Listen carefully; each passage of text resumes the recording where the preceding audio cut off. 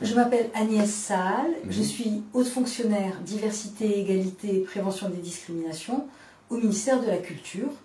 Et mon rôle finalement consiste à organiser toutes les actions, à prendre toutes les mesures, à préconiser toutes les modifications de pratiques pour que, au sein du ministère, de ses services, de tous les établissements publics qui en dépendent, mais également dans toutes les politiques culturelles que porte le ministère et ses établissements, on s'organise mieux pour faire prévaloir, d'une part, l'égalité entre les femmes et les hommes, qui est une grande cause non encore aboutie, mais aussi pour prévenir toutes les formes de discrimination. J'agis selon plusieurs modalités différentes. D'une part, il s'agit, pour le ministère de la Culture, de poser un certain nombre de règles. Nous avons maintenant une feuille de route, égalité entre les femmes et les hommes, qui, chaque année, est actualisée et qui déroule tout un programme d'action que le ministre lui-même présente à un comité ministériel égalité chaque année.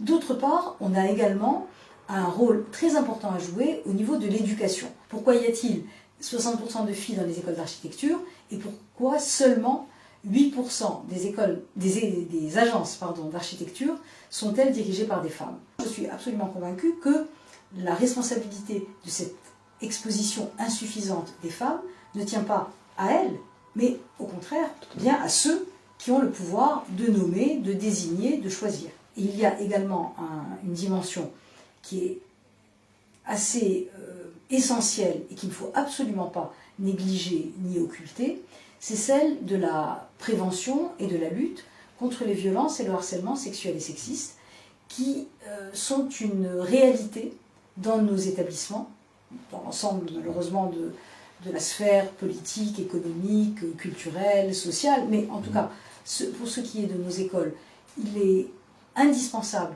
que nous mettions en place des garde-fous, des outils de communication, d'explication, des cellules d'alerte pour un accompagnement à la fois juridique et psychologique. Et on considère que tout cet ensemble doit finalement constituer un environnement de travail plus propice à l'égalité et à la prévention des discriminations, quelle qu'en soit la nature. Alors comment agir, notamment dans les écoles, à l'égard de la jeune génération? Alors, justement, les jeunes garçons, les jeunes filles portent l'espoir d'un renouveau. Et je suis tout aussi convaincue que la responsabilité d'un changement, d'une évolution, peut-être même d'une révolution, tient aussi bien au changement de posture, au changement de regard des filles que des garçons. Et il me semble incontestable que cette plus grande place laissée à l'égalité entre les filles et les garçons permettra finalement de bénéficier autant aux unes qu'aux autres. Et il me semble capital de considérer que cette bataille, cette lutte, dans le sens pacifique du terme, pour l'égalité, doit être partagée aussi bien par les filles que par les garçons, parce que d'une part, enfermer les garçons dans l'image un peu stéréotypée qui a été la leur pendant si longtemps, c'est d'une certaine façon les contraindre aussi, c'est gommer toute une part de leur personnalité, de leur façon de s'exprimer, que de leur imposer un rôle à la fois social, psychologique, qui n'est peut-être pas, qui ne correspond peut-être pas à leur être profond. Et donc c'est une question aussi. Donc revoir le rôle du garçon, revoir la répartition entre féminin et masculin dans la société, ça me semble un enjeu extrêmement intéressant et très très passionnant. Et puis aussi, parce que se dire que donner la place à l'imagination, au talent des femmes, mais également aux autres personnes qui risquent d'être discriminées du fait de leur origine, du fait de leur état de santé, du fait de leur lieu de résidence, du fait de leur handicap. Donner leur place enfin à toutes ces personnes, c'est révéler des talents, des richesses, une capacité de création, un regard sur l'autre, sur l'art, sur la société, dont finalement on a peut-être cruellement manqué jusqu'à présent. Donc ce n'est pas du tout une contrainte, mais au contraire une opportunité. Je pense que les associations d'étudiants et d'étudiantes jouent évidemment au sein des écoles un rôle très important à différents niveaux. Je le vois moi dans nos écoles d'art, d'architecture, etc. D'une part, ce sont des relais formidables, des associations d'étudiantes et d'étudiants, pour promouvoir tout ce que nous faisons en matière de prévention des violences et du harcèlement sexuel et sexiste, c'est très important.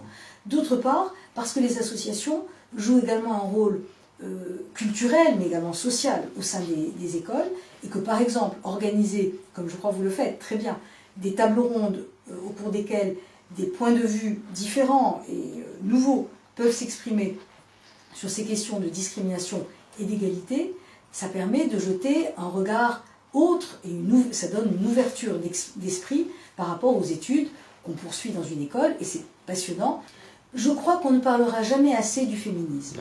C'est un combat de tous les jours, mais qui doit être pris dans sa meilleure part. C'est-à-dire qu'il ne s'agit pas d'une agression, il ne s'agit pas d'une guerre contre l'autre sexe, ce serait stupide, ce serait ridicule.